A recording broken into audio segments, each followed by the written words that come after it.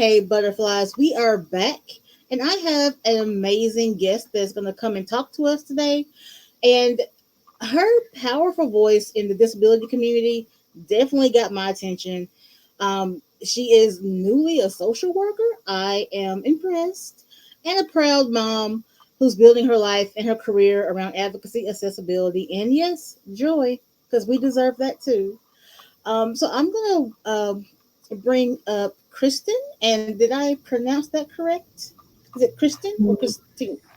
no, it's Kierstan, but that's okay. I'm Kirsten. sorry That about that. Kirsten. I'm sorry. It's like I should have asked you Yeah, that before we started. I apologize.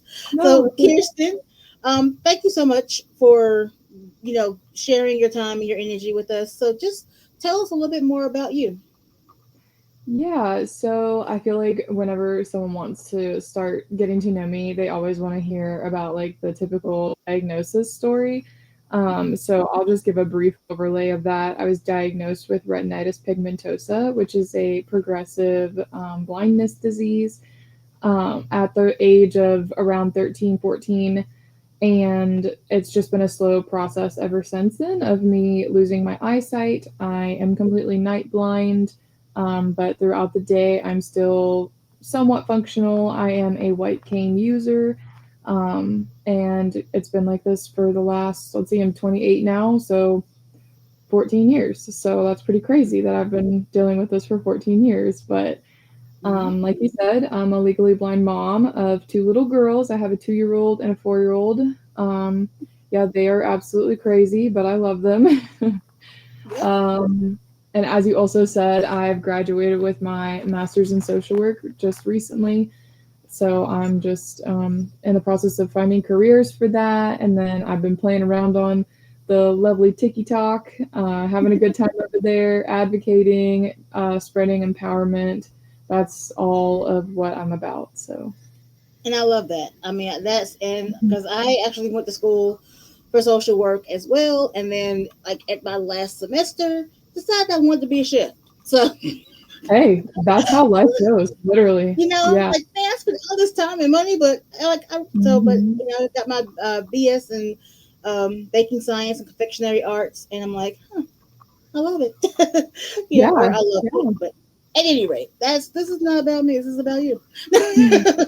But yeah, but the thing is, like, we have like I started a new series on my TikTok that because I want people to also realize that we are more than our diagnosis. We are Yeah. more than our limitations, and yes, that's a huge chunk of our lives. But like, what Hmm. else do you love? What makes you Hmm. smile? Like those kinds of things. Yeah. So I definitely love baking, and I'm sure you have things that you love that are maybe not necessarily chronically illness based. So tell us some things that make you smile. Yeah, so some just random things about me. I'm gonna sound probably so stereotypical in a way, but I love the beach. I'm a beach goer. My first tattoo when I was 16 was a hibiscus flower. That's my favorite flower. And you don't get to see them very often. So when I do see them, I freak out, and they are such a huge joy for me to see. Um, let's see. My favorite movie is also right in line with all of that, which is 51st Dates. And that's Yes. always been, yeah, yeah, that's been my go-to fun fact for me on like every icebreaker for like every classroom thing. And you'd be surprised at how many people are like, I have no idea what that is. And I'm like, you Mhm. guys live under a rock. So, Exactly. yeah, yeah. That is a So, classic. I love that one. Yeah. uh-huh. Yeah. So those are, I don't know, maybe those are just like a few things. I really enjoy being outside, being in nature. I'm very big on with me having a progressive eye disease. I mean, any opportunity that I can to see something beautiful, like I'm gonna grab that with both hands. So those Hmm. simple things of just seeing the wonders of the world from my kids' faces to paintings to the beach to sunsets, you name it, I'm all for it. So Absolutely. I'm definitely big on water. I'm an Aquarius, so it's like yeah. I don't get to the beach as much as I want, but any kind of water, a lake, a Yes. stream, Yeah. like just the I don't know.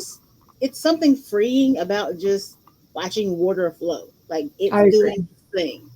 Mhm. Yep, I So definitely I've definitely enjoyed your openness, especially on TikTok and whatnot. What led you to choose that? Because I mean, there are some people who have chronic illnesses who choose to keep it private, and that's 100% okay. But what was it in you, or even what was it that caused you to say, you know what, I want to share these really personal, private things about my life? Hmm. So this actually really started with me when I was in high school, and it was funny because I had a personal aide in high school. I was very thankful to have that. Hmm. Um, and she is still friends with me on Facebook to this day. And we were joking about it. And I just recently I did a live news interview with my local news station, and I was talking to her, and she said, it's crazy watching you nowadays because back in the day, you didn't even want to stand up in front of your English class. And she's Hmm. right. Like, I had so much anxiety about just getting in front of people, and I really had to push through that because one of the things that they actually put in my IEP was to tell the classroom at the beginning of each year about my disability, to educate them, to spread awareness, and to try to reduce the amount of just bullying and comments that I would get, the side eyes, like try to reduce all of that just by being like outwardly upfront about it. And Hmm. so after going through that, me kicking and screaming as a teenager, like I don't want to do that, I don't want to stand out. It's hilarious looking back at that because I think that is exactly what set me up for doing this today. So I really thank the high school teachers and educators and my aide that I had back then for really setting me up because I joke, I say, you guys put me on the news before it was cool.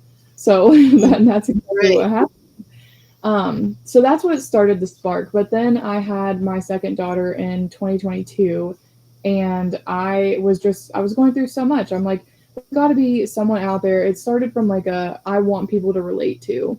I Hmm. want to find people like me. There's got to be other blind moms out there. I talked to so many nonprofit organizations.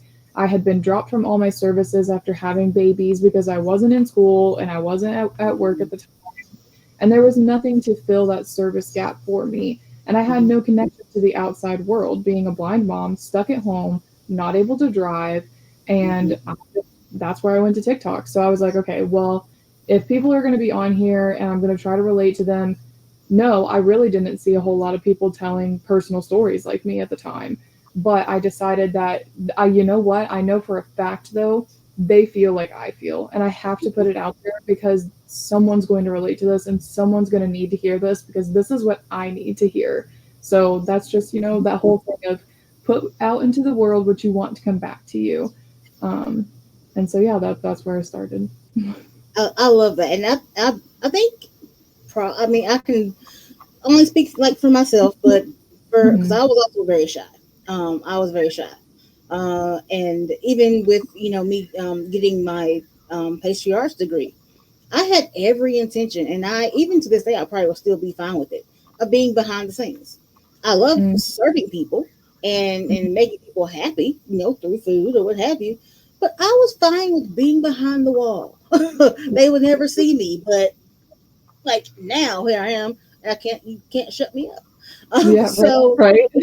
it is funny how life works, and I think sometimes you have your plan for life, but then life has nope. You're here for Yeah, a reason, and you're gonna yeah, go there kicking and screaming. So come on, yeah, in the car, yeah, yeah, um, yeah. but yeah, I think, and as far as like the diagnosis, like for me, I never intended to be an advocate. I never intended to really share any of my personal business. But literally, there was no information about my Yeah, diagnosis. Like, and I have yeah. several, but it started off with fibromyalgia. And Mhm. my doctor was like, here's these pills. You're going to be in pain the rest of your life. You're not going to die from it. See me in 3 months. I'm like, Yeah. what do I do with that, sir? And I have fibro what? Yeah. I'm like, Yeah. so I really just started like you, just trying to find information, find people that could tell me how to Mhm. pronounce this thing. Like, what is this? What do we do? Yeah. And in that journey, like I found some amazing people, I found a lot of information, but I also found that there was also a lot of missing information. And Mhm. I just wanted to be that person that I didn't have when I first got diagnosed. And then it Yeah. kind of just snowballed.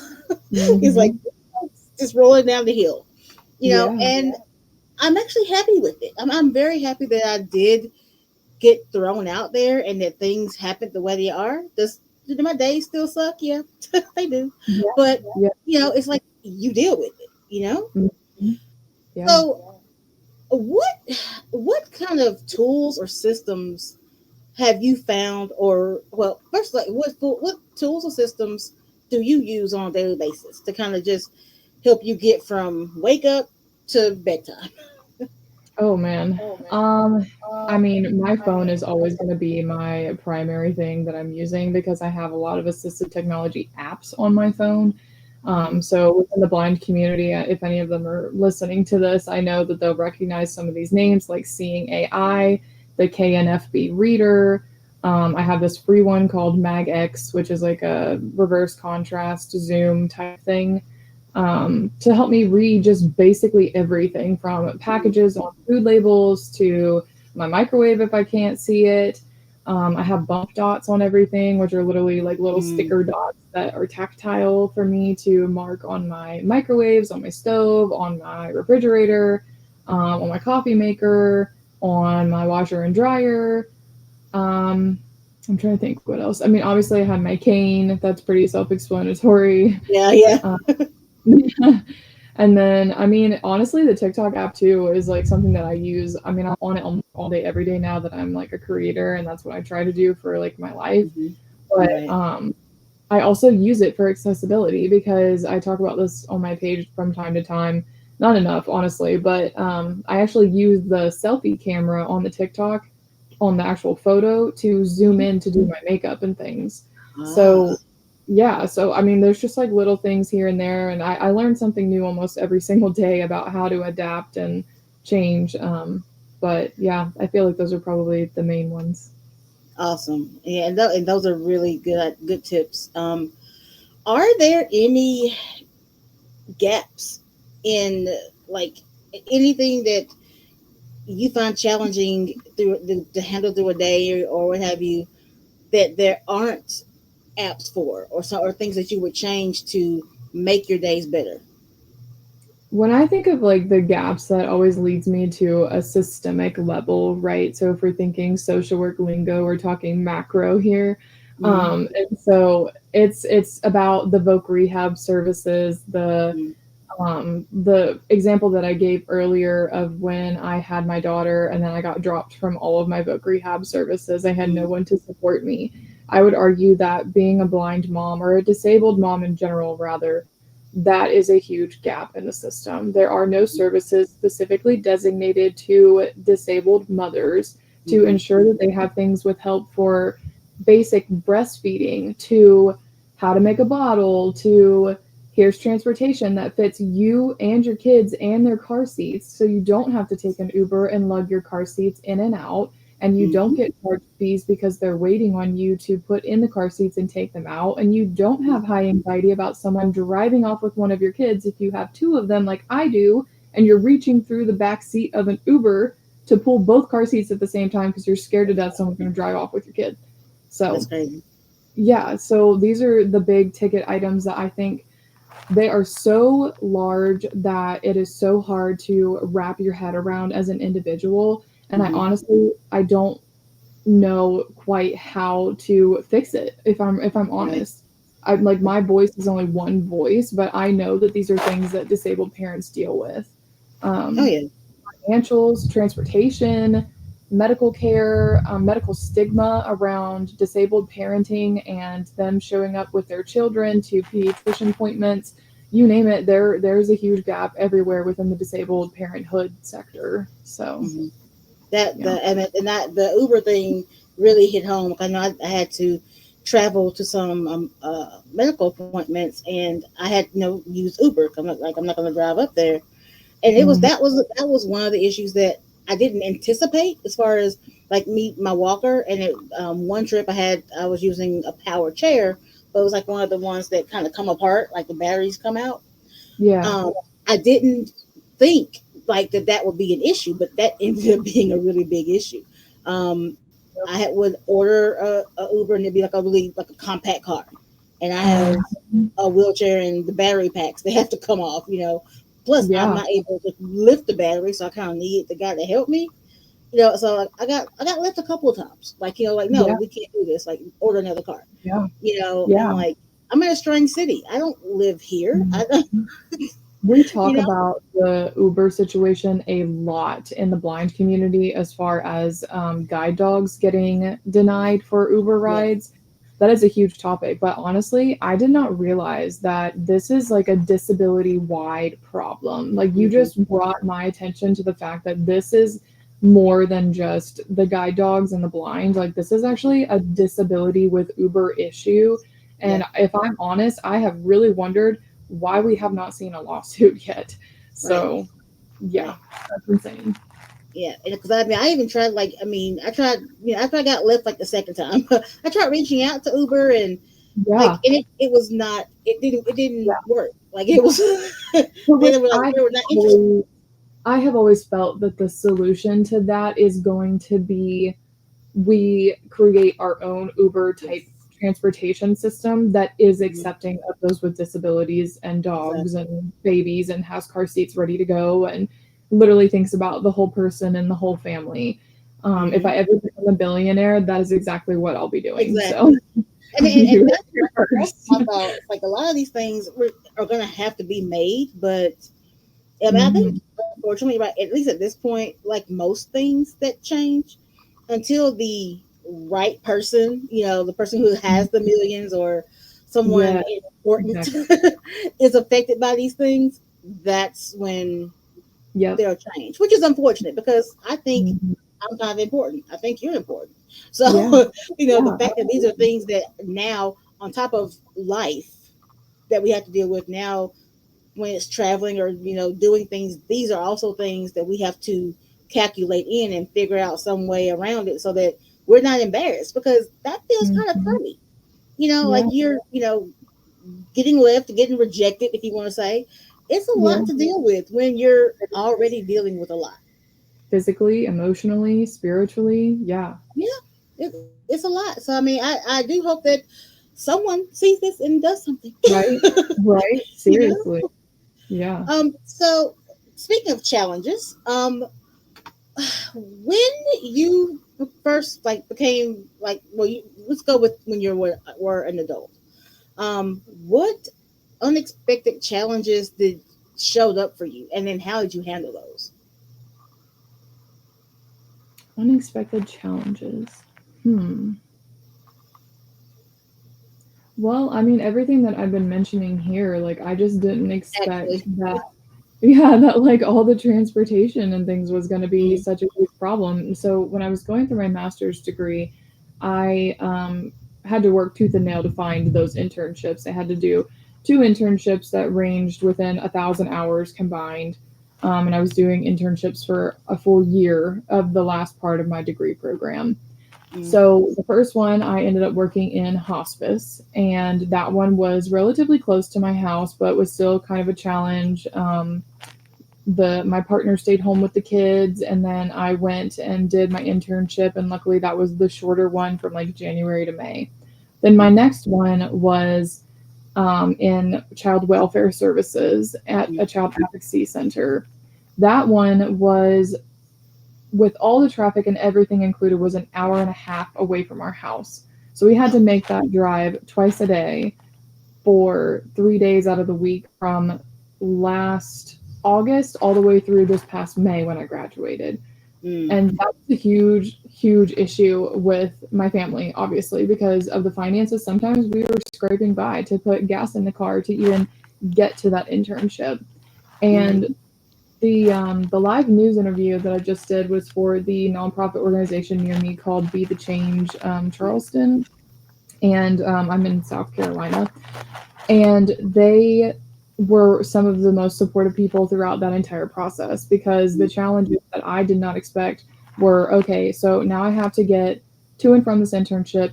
My partner still needs to work, and we have kids. So like, what are we gonna do? We can't afford daycare. Like, daycare is astronomical. It's like, it was, what was it? I can't remember what the actual I don't remember what their tuition was, but it was ridiculous. It was a ridiculous amount that I knew I couldn't afford. And of course, Voc Rehab, their traditional answer is no for everything. So, Right. no, we don't want to pay for childcare. No, we don't want to pay for transportation. No, we don't want to help you with anything. And the Be the Change organization really helped me to navigate that system in a way that I was able to pull strings and get policies checked. And really, this was activating as a social worker, which was so ironic. Right. Policy change, and that is how I was able to get childcare actually covered and transportation costs helped with, and I was able to finally get through that internship. So, That's I mean, amazing. that's just one situation, but there are so many problems within that Hmm. that are just there throughout the rest of my life. So, that I did not expect. Gotcha.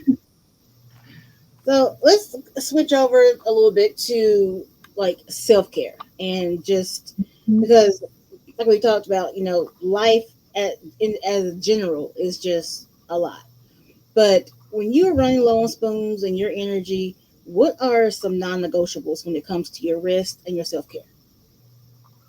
Well, if I don't get my sleep, that is a non-negotiable for me because I definitely have to have sleep in order to function the next day, to keep up Hmm. with my goals.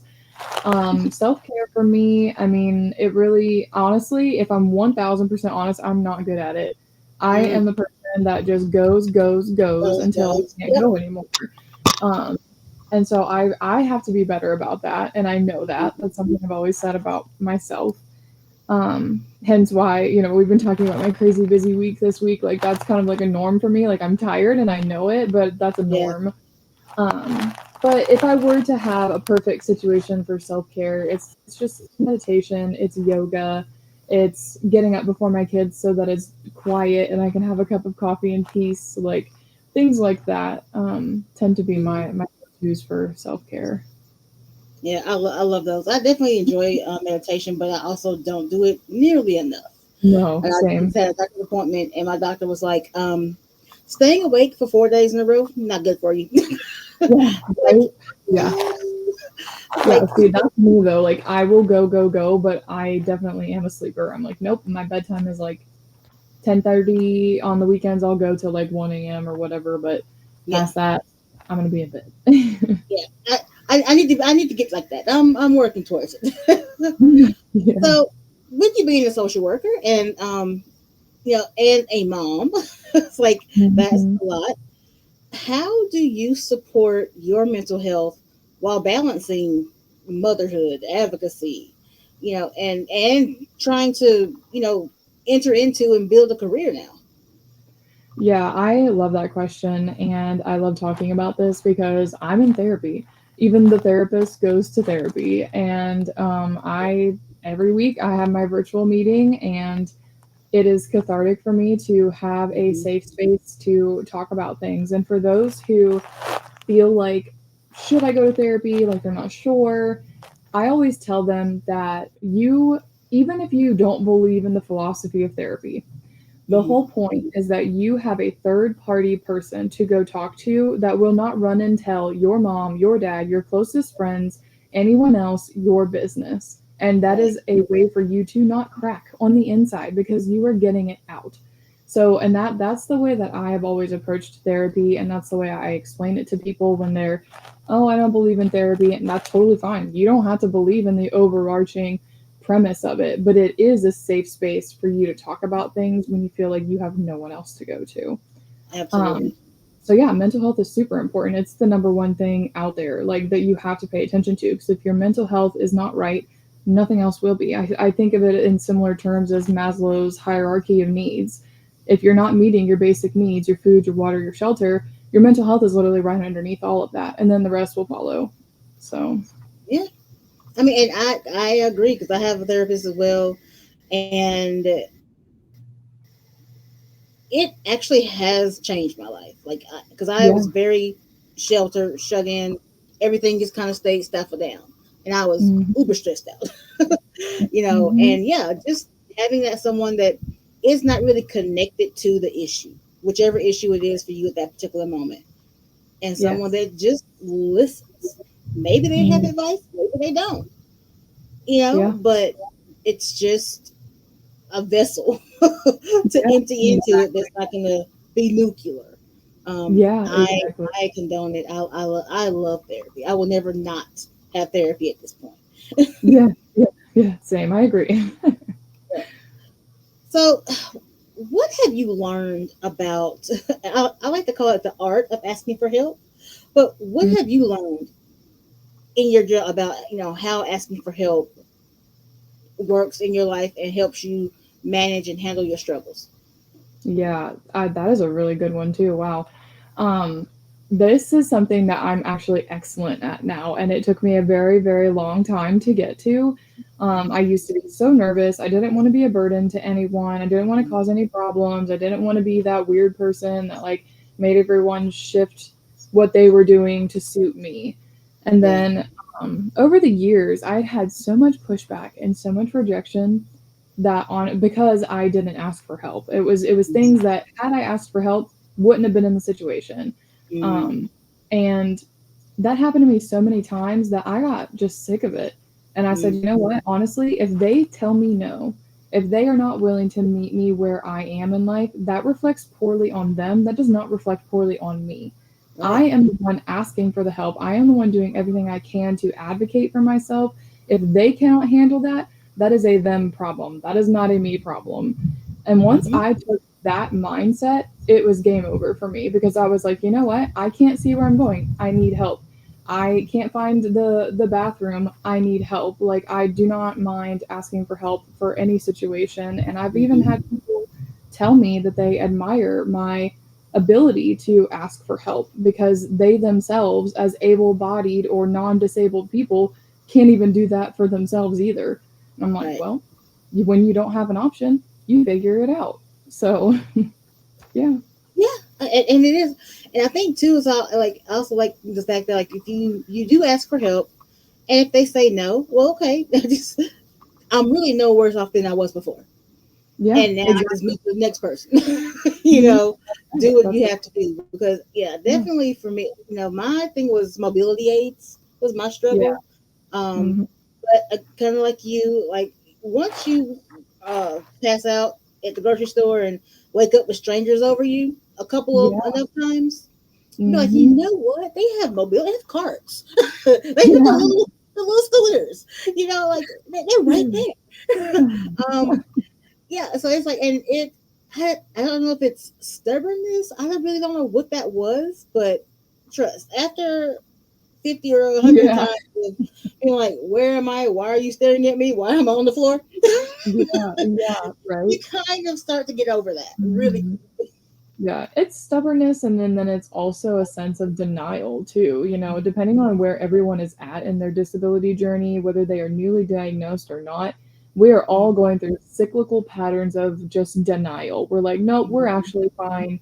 Nope, we can actually do this. And it's us just trying to constantly fit into that mold of what normal society is. And that is what hurts us. That's what gets us passed out in the grocery store floor. And so, Yeah, yeah, it sucks, but that's exactly normal in a lot of ways. But something that we have to pay attention to because we don't want to be injured. We don't want to find ourselves in very unsafe situations. yes, And at the end of the day, it's more important for us to be safe than it is for us to not be a quote unquote burden. So, right. And once I got over that hump, I yeah. realized that I see myself more as a burden. Most of the Yes. people who are choosing to be around me don't think that. Yes, that is so true. you So know, true. yeah, Yes. it's like I was assuming that's what they were thinking because that's what Mhm. I felt about myself. Mhm. And I was Yeah, like, yeah. oh, okay. Mhm. It Another makes thing that's everything better that really way. really, yeah. Another thing that's helped me too as far as, social work, mental health type background with this topic specifically. When I was in one of my courses for my degree, we learned about these things called cognitive distortions.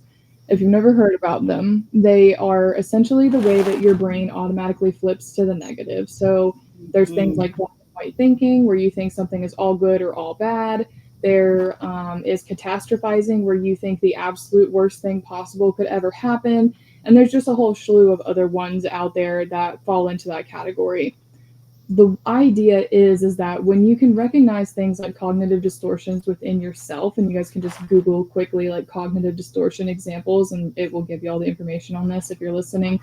um, Once you're able to understand those and start to capture those in yourself, I say for everyone, but especially for disabled people, it is very helpful, because you kind of Mhm. call yourself out. You're like, I am making something out of nothing. Like, this is a mind thing for me, and now how do I flip that to something more Mhm. positive, more realistic?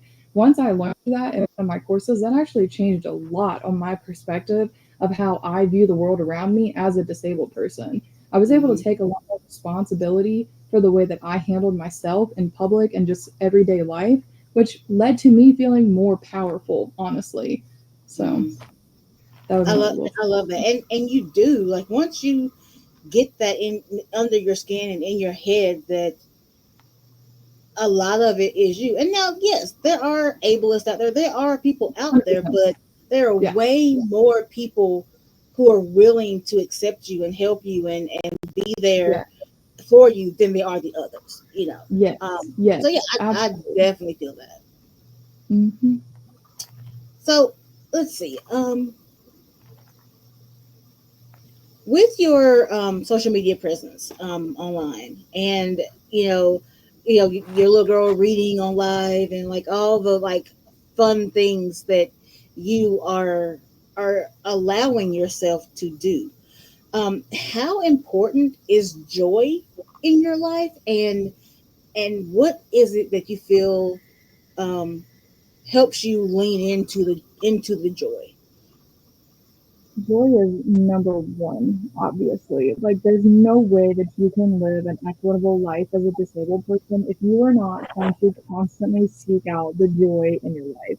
Because it is there, and it is largely about your perspective, back to those cognitive distortions conversations. And that's, I have just been really real with myself between therapy, between my MSW coursework, all of the things above. I've really been able to just kind of call myself out. I am the first person to call myself out, and I'm the first person to listen when someone calls me out, because it's needed. It's there for self growth for a Mhm. reason. But joy, seeking it out, it is hard when you're not used to it at first. I'll say Yeah. that, because I used to be a very angry person. My default used to be anger. I was resentful when I first had my first daughter, because I was not that mom that was going to load my Mhm. kids, go to a random trip to Starbucks, go to the playground. I wasn't able to do all of that stuff. And when I Right. first joined, that was all in my face in a new way that I had never experienced. I did not find my disability community yet. I was consuming the able bodied Mhm. mom content. And so Right. that really stuck with me. I was angry, bitter, resentful. I was not having it. And my content from way back then reflects that, because I was just mopey and depressed. And that's okay, because there's a time for that. Everybody goes through a season of life for that. Yeah. Absolutely, it's there. But to flip it now, literally everything that I do, I try to put a positive spin on it. Like you Mhm. said, my daughter on live, or talking about like some of the hard topics that we have as disabled people, but I also try to leave them on an inspirational note, because you're right. Like, the messaging that you put out as well is true. Like, we want to send home the message that yes, it sucks. We validate that it sucks. There's nothing easy about being disabled, but there is a Mhm. lot of joy in life to still be had. Yeah. So, yeah, I don't know. It's really important, and I do Mhm. everything I can to seek it out. So Yeah, I know, because I've had people ask me a lot, about, but how do you stay so positive, girl? Why do you always seem so happy? I'm like, well, I'm not always happy. yeah, Trust. yeah, Let's just get yeah, that out of the way. I am not yeah. always happy. No, same. Um, but even I have my moments. I allow myself to have the moments. I didn't used to, Yes. which I was really caught up in that whole toxic positivity situation. But Mm-hmm. once I started allowing myself to have my moments, to acknowledge Yeah, where I was, but I yeah, realized also I could not stay there. Like, my body was yeah. already struggling just by waking up. And me Yeah. being sad and depressed and angry and afraid was not helping my situation at all. Yeah. So Yeah. I had to make a choice for me. Like I just had to decide, okay, look, there are so many things I cannot control. That's Yeah. just a given. But Mhm. I can find a good movie, because I pretty much had forgotten all the things that I loved uh, pre disability. Yes. I Yeah. love movies. I love water. I love a good park. I Yep. love just getting in the car, picking a direction, and going that way. Yep. Yep. you know, Ab- um, and I stopped all that because I figured, oh well, now I'm disabled. Now I just lay in mhm. bed and be disabled. Yeah. But Yeah. like, you know what? No. And again, like you said, it is a process. You're gonna have those moments, and trust. Once Mhm. you get to the joy part, you're gonna have them again because Mhm. that's how it is. But you Yeah. have to get to a point eventually where you choose what you're gonna. Yes. You Yes. choose. Okay, I'm in the flare right now. Okay, let's watch Mhm. a good movie. Let's Yeah. call a friend. Let's draw. Mhm. Let's doodle. Let's Yeah. journal. Like Yes. anything that makes you happy, even the littlest bit. Mhm. Just take what you can get, and then it'll grow from there. You know, Yes. but Yeah. you have to because that's the only way you're gonna make it. Like honestly, Mhm. finding Yeah. community. And I was talking to a friend of mine the other day. She's in the flare, and she recognized that she was isolating. You know, Mhm. and because we have built this community within ourselves, she was able to recognize that in herself, and she reached out for help. Yeah. She was like, Yeah. That's I'm in awesome. a flare. It's horrible, and I've been in my room for 3 days. I went, oh, Mhm. okay. Like, so what do you want to do? Like, Yeah. you have to do. And she was still in her room, but she was reaching out still and getting That's that right. emotional stuff out because isolation is going to happen. It's going to happen. Mhm. Sometimes I think it's part of the process almost. Yeah. Yeah. Um, but you have to find out where your rock bottom is. You have to figure out Mhm. where's that line where okay, I've been here long enough. Let's let's do something different. Yeah. But and it's not going to be easy to do that. But building community, finding community, and you will find your groove. As I like to say, you'll Mhm. find your groove. You'll find what Yeah. works for you. Yep. Yeah, I agree with all of that. I think, like you said, finding joy is a personal choice, and it's a choice that you have to make every single day, all day long, as a disabled person, because you're going to Hmm. continue to come across barriers. That's just a natural thing of our lives. And it's not going to go away. And it's not, going to get any easier by us having such negative outlooks on things or by us choosing to not follow through with joy. But you're right, allowing ourselves the space to breathe, compress, come back, and be like, okay, how can I reset? Just because yesterday was a bad day doesn't mean today has to be a bad day. And one of the little things that I read too along my coursework was this little book. It's not a very big book, but it's actually called Love is Letting Go of Fear. I can't remember the name of the author is, but Love is Letting Go of Fear. And it comes from this principle that you are operating out of either love or fear with every single thing you do. And it's up to you on whether you want to operate from fear or love. So when we are isolating, we're operating from fear. When we are being bitter or resentful or being rude to our partners, our friends, or family, we're operating Hmm. out of fear. But we can flip that and choose to operate from a perspective of love. That little Hmm. book also, and I think it is actually written by someone who is disabled. I'm not gonna lie, but actually, yeah, because he has dyslexia. I want to say is what he has, and he always wanted to write a book, and it's in his prologue, but he couldn't. He felt like he just couldn't with his dyslexia. Hmm. Um, so he wrote this little book that is super empowering, and I think it's something that everybody should read because it was helpful for me. So, Absolutely. Yeah, yeah. absolutely. Yeah. So we're getting ready to kind of wrap things up, but um, for the people who are in your audience and even in mine, and they're navigating a new diagnosis, how Hmm. would you encourage them to um, begin to seek out their dreams, like find the seek out a career, or even how to manage burnout. Like, how would you encourage them through the newly diagnosed stage, and then kind of up into the being capable of dreaming again?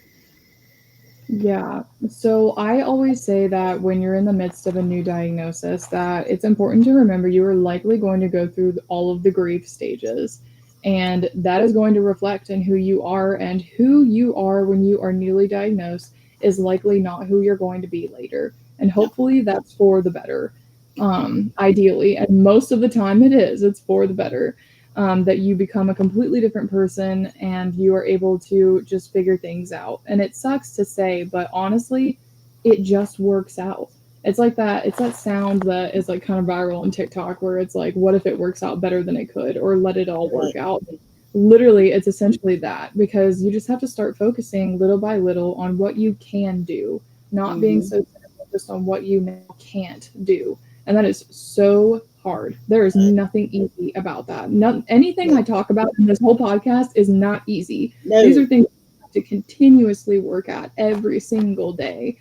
And if you're looking for a shift, I mean, I have been through so many shifts. Like, I wanted to be a labor and delivery nurse, I wanted to be a marine biologist, I wanted to be so many other things than what I ended up being. But that's what you Mm-hmm. have to do. You have to adapt, you have to shift, you have to grow. And just because one dream may be on the shelf does not mean that another one isn't waiting for you. And same Right. with like what you have said and what I have said, this whole putting our face out here and advocating and being loud and talking just kind of fell in our lap.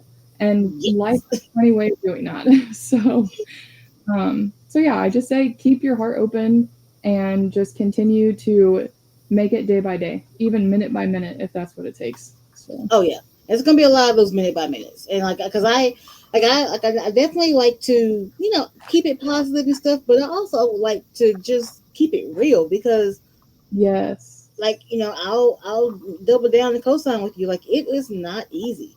This is yeah, a 11-year journey for me, and I think you said 12, or how long it's been?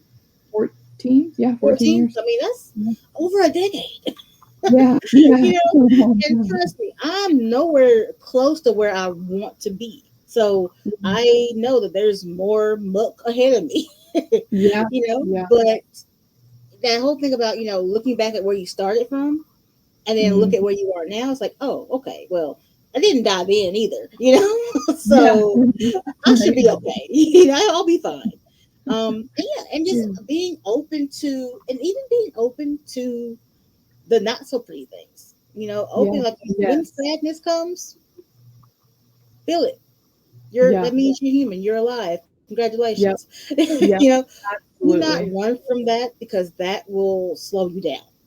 yep, yep, 100%. I agree with that. Yes. So let everyone know where they can, if they want to talk to you more or hear more about your story. Let us know where we can find you and all the things. Yeah, so I am on TikTok primarily, but I do have an Instagram and a Facebook, all under the same handle of at she sees 20. That's SHESEES 20. So yeah, that's where you can find me on all three platforms. I haven't gotten Facebook started up yet. I am a tiny bit on Instagram, and I'm primarily on TikTok. So Got you. Are there any projects or anything coming up that you want to let the people to look out for? yeah, so I am actually doing a new project where, so I mean, I've already kind of laid the foundation for it, and you guys may have already heard about it. It's living an equitable life without losing your benefits as a disabled person. So Yes. getting all the experiences, getting the free products, getting the everything that everybody else gets without making a dime and losing your benefits. Mm-hmm. So that is shifting into actual experiences, and I can't talk too much about where that's headed, but it's Okay. also coming from a space of accessibility and helping major companies achieve better accessibility for our community. So I'm Awesome. excited for that. Yeah. Well, that's gonna be the secret surprise, and we'll be excited when we can hear about it. Thank you so much for coming, and thank you for sharing and just giving us another voice and another face that is hopeful. Yeah. Thank you. Thank you for having me. I mean, this has been an honor, so I'm so glad to have met you. Same here. Well, Yeah. guys, that is it for now.